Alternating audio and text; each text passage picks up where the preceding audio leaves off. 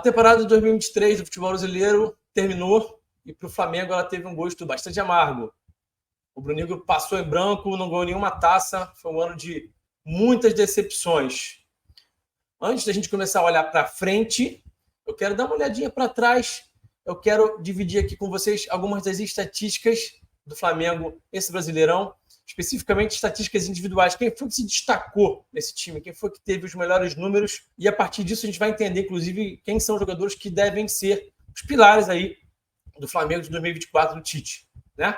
Então, faz o seguinte, deixa o like, se inscreve no canal, eu vou rodar a vinheta rapidinho e na volta vamos falar de tática?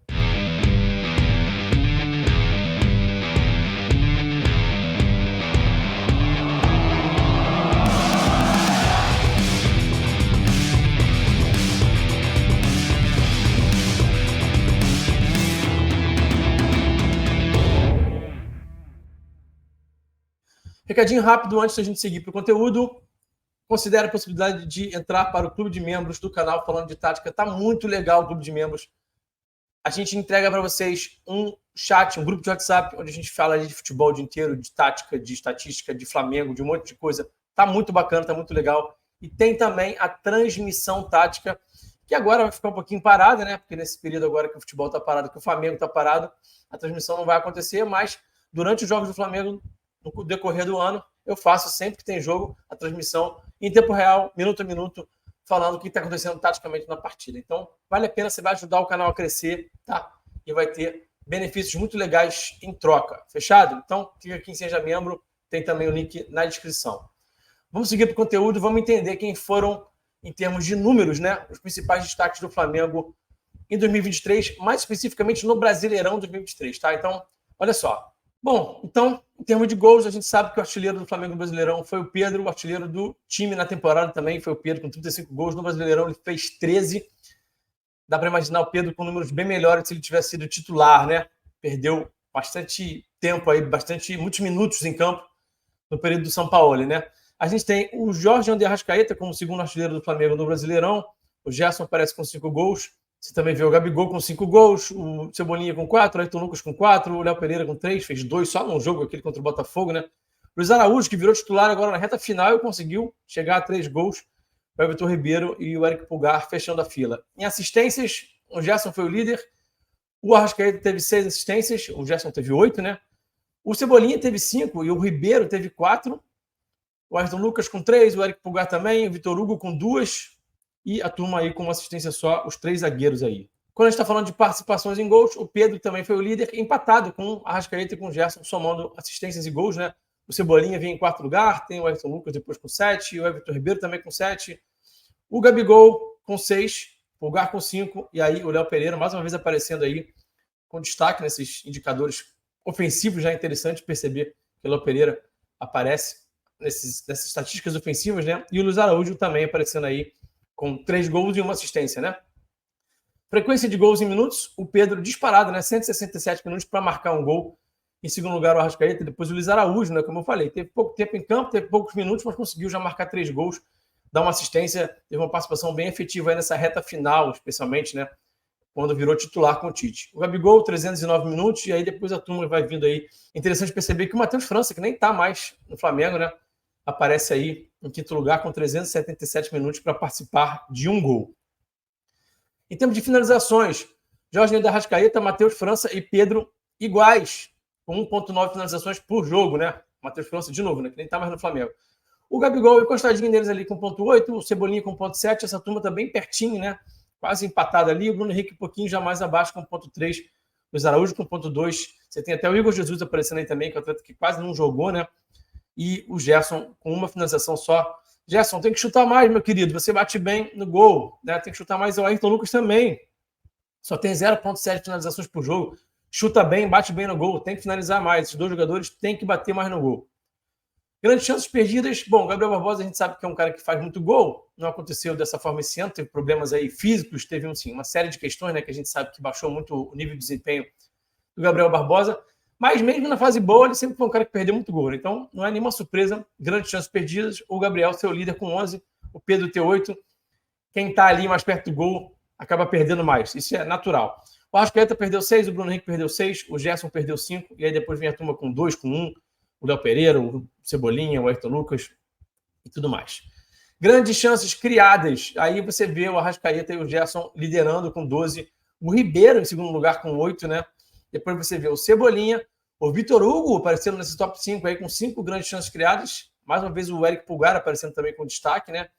Bruno Henrique, o Wesley também aparecendo, né? O Wesley tão criticado, o Ayrton Lucas e o Davi Luiz.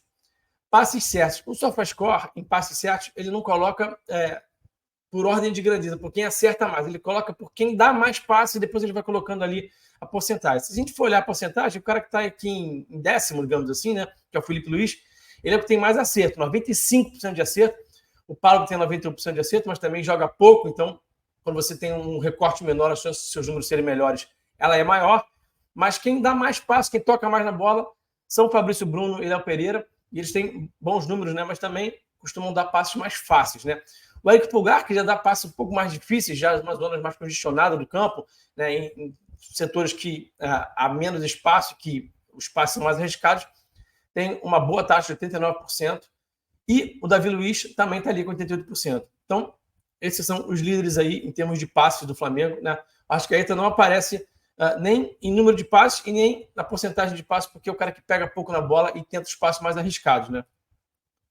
Bolas longas certas, o Fabrício Bruno 4.2, o Léo Pereira 4.1, os dois zagueiros fazendo as bolas longas, o Davi Luiz também se destacando, o Alan aparecendo em quarto lugar, né? O Felipe Luiz já um pouquinho abaixo, aí você tem o Gerson, o Ayrton Lucas, o Maia, que sabe fazer bem essa bola longa, só não fez mais porque jogou muito tempo de costas esse ano. Maia de frente é outro jogador. Sempre falo isso. Dribles certos, aqui também, né? A ordem de grandeza do SofaScore é primeiro a quantidade de dribles e não a efetividade. Então, quem dá mais drible? O Cebolinha. Então, ele dá 1,6 dribles por jogo, mas a efetividade é um pouquinho abaixo, 47%. Você tem jogadores, por exemplo, como o Gerson, que já tem 61%, mais efetivo, com quase a mesma quantidade de dribles por jogo, 1,5, né? O Ayrton Lucas também, 1,4 dribles por jogo, 63%, bem mais efetivo. O Arrascaeta, a mesma coisa, 1,3 dribles por jogo, bem mais efetivo. Então, o Everton precisando melhorar um pouquinho mais aí a efetividade dos seus dribles, tá? E o Matheus França aparecendo de novo aí com uma taxa de 55% de dribles certos para 1,2 dribles por jogo, né? Interessante também a taxa do Vitor Hugo, né? Um pouquinho menor a quantidade de dribles, mas 69% de acerto nos dribles, né? É o que tem a melhor taxa aí. Não vou nem considerar o Davi Luiz, porque meio drible por jogo é bem pouco, né? E aí fica bem contaminado esse número com 80%. Não vou nem considerar, tá? Quando a gente chega nos desarmes, o Wesley é o líder com 2,1, jogador que ficou taxado injustamente como um jogador que não defende bem, tá? O Wesley é um bom defensor, sim. Tem algumas coisas para melhorar, mas defende bem. O Mateuzinho aparecendo em segundo lugar também, em termos de desarmes, com 1,8 por jogo. Os 4 laterais do Flamengo liderando essas estatísticas de desarmes, né? E depois você tem o Pulgar e o Maia, os dois volantes. E aí sim você vai ter 2 zagueiros, o Alan também aparecendo. E o Arrascaeta, o único jogador mais de frente aparecendo aí nessa estatística de desarme, com 1,3 desarmes por jogo. Para quem fala também que o Arrascaeta não quer saber de marcação, que não quer saber de nada, que se arrasta em campo, essa estatística desmente um pouquinho esse discurso aí, né? Perda de posse de bola, o Arrascaeta é o líder disparado, mas isso tem uma justificativa, né? Jogador que tenta realmente as jogadas mais difíceis, né? Então, que arrisca muito, acaba errando muito. Então, ele é o líder aí em perda de posse de bola, 14,1 perda de posse de bola por jogo. Dá para pensar em melhorar, obviamente, né? Depois você vai ter o Gerson, vai ter o Wesley, né? A gente sabe que é um jogador que às vezes realmente acaba se afobando, né? Você tem o Ayrton Lucas com 10,5 bolas perdidas por jogo. Também é algo que o Ayrton Lucas não só pode, como deve melhorar, né? Cartões amarelos. Eric Pulgar é o líder. A gente sabe que o Flamengo ficou algumas ocasiões sem o Pulgar aí em partidas importantes nesse ano por conta de suspensões. Alô, Eric Pulgar, vamos se ligar, meu camarada. Muito cartão, muita falta desnecessária que não precisa fazer, né? Dá umas pancadas assim nos adversários sem nenhuma necessidade. Vamos se ligar nisso aí, meu camarada. Fabrício Bruno com 8 cartões, ficou em segundo lugar. O Ayrton Lucas também tem 8. Bruno Henrique com 7. Bruno Henrique muito também por reclamação, né? Acaba fazendo umas faltas boas, reclama, né? Você tem aí o Thiago Maia também com 7. Gabriel Barbosa, que sempre tomou muito cartão amarelo, continua tomando bastante cartão amarelo. E aqui do lado você tem aqui a lista de quem mais tomou cartão amarelo no Campeonato Brasileiro, não só do Flamengo, de todos os times, né? Agora a gente vai começar a comparar um pouquinho os jogadores do Flamengo com os demais atletas do campeonato para ver como é que os jogadores do Flamengo se destacaram. Aqui é uma estatística negativa, né? Uma estatística do mal, vamos dizer assim. né? E aí você tem uma série de líderes de cartões vermelhos no campeonato. Foi a turma que tomou 2 cartões vermelhos, ninguém tomou 3 no campeonato. Então, dessa lista aí de quem tomou 2 cartões vermelhos, o Gabriel Barbosa, o Gabigol, aparece, né? Até é importante dizer que aquele cartão lá com o Nino foi bem injusto, né? Não deveria ter tomado aquele cartão. De qualquer forma, ele aparece aí na lista da turma que tomou 2 cartões vermelhos no campeonato. Inclusive, o próprio Nino aparece aí também, o Hulk também, o Soteldo. Tem uma turma aí que gosta de ser expulso também, né? O próprio Reinaldo também, que é um jogador que às vezes exagera na pancada, reclama bastante. Bom, vamos continuar agora comparando os jogadores do Flamengo com os atletas dos demais clubes, tá? Então, em finalizações bloqueadas, você tem aí o Gil como líder e o Léo Pereira em terceiro lugar no campeonato. Foi o terceiro jogador que mais bloqueou finalizações no campeonato.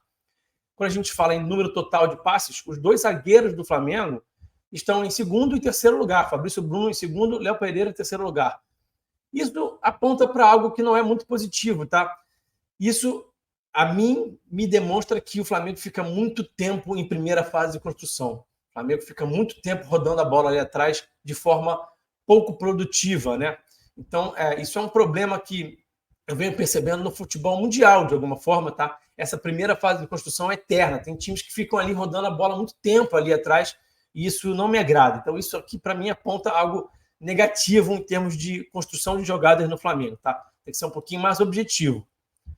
Grandes chances criadas, a gente teve o Hulk com 13, o Eduardo com 13, mas você tem o Arrascaeta e o Gerson logo atrás com 12, nesse top 5 aí, junto com o Veiga, né? Então se destacaram grandes chances criadas, os 2 meias do Flamengo, os 2 homens de criação, né? Então foram bem aí, tanto o Gerson quanto o Arrascaeta. Em passes decisivos, o Gerson aparece em quarto lugar, com 23 passes decisivos no Campeonato Brasileiro. Passes para terço final, o Léo Pereira aparece em quarto lugar com 301 passes para terço final. Em passes inteligentes, que é um passe que o Scout considera como aquele passe nas costas da última linha, tá? O Arrascaeta aparece com 22 passes em quinto lugar. Em passes progressivos, o Fabrício Bruno aparece em terceiro lugar com 372 passes progressivos. Ele que evoluiu bastante nesse quesito, nesse indicador de desempenho, fazer esse passe que quebra a linha, ele melhorou bastante, inclusive até escondendo a intenção. Então realmente houve uma evolução, tanto que ele aparece em terceiro lugar em passes progressivos. Defesas por jogo, o Matheus Cunha acabou como líder de defesas por jogo, mesmo perdendo a posição, né, mesmo virando reserva do Flamengo, 4,1 defesas por jogo. Ele terminou o Campeonato Brasileiro como líder nessa estatística, muito porque, quando ele era titular naquele time de São Paulo, o Flamengo sofria muita finalização, um time bastante vulnerável, sobrava muito para ele ter que salvar o time em algumas ocasiões, e ele realmente, de fato, acabou salvando o time em algumas ocasiões, acabou falhando na hora errada, acabou falhando na hora decisiva por ser um goleiro muito jovem, falhou contra o Olímpia, falhou contra o São Paulo, e acabou até perdendo a posição de forma justa. Mas também é bem verdade que muitas vezes salvou o Flamengo aí, e está aí a estatística comprovando que ele realmente foi um goleiro que fez muitas defesas, né? Terminou como líder. Bom, como eu falei no início do vídeo, momento de olhar um pouquinho para trás para a gente entender quem foram os caras que, em termos de estatísticas, em números, se destacaram, e isso pode levá-los a serem alguns dos principais jogadores do time em 2024. Acredito que o Arrascaeta, por exemplo, vai ser um titular, o Gerson vai ser um titular, acho que o Fabrício Bruno e o Léo Pereira tem uma posição importante no grupo, o próprio Pulgar também, que aparece em várias estatísticas aí, vai ser um jogador importante, Pedro, obviamente, que foi artilheiro do time na temporada, vai começar 2024 como titular e deve ser o titular durante o ano todo. Então, esses números aqui servem para a gente entender estatisticamente quem se destacou, para a gente poder projetar um pouquinho quais devem ser os pilares do time do Tite para 2024, tá? A partir de amanhã, a gente começa a falar sobre mercado da bola, contratações. Vamos mostrar aqui como é que jogam essas possíveis contratações do Flamengo, esses caras que estão na mira do Flamengo. Vamos projetar esse time para 2024, vamos projetar esse elenco para 2024, tá? Comenta aqui quem que você acha que foi o principal jogador do Flamengo em 2024, quem que você acha que foram os principais jogadores, quem que você acha que tem que sair, quem que você acha que tem que ser negociado. Eu quero ver vocês aqui. Obrigado mais uma vez pela participação, pela audiência, pela parceria. Deixa o like, se inscreve no canal. Tamo junto, forte abraço. Até o próximo vídeo e eu fui.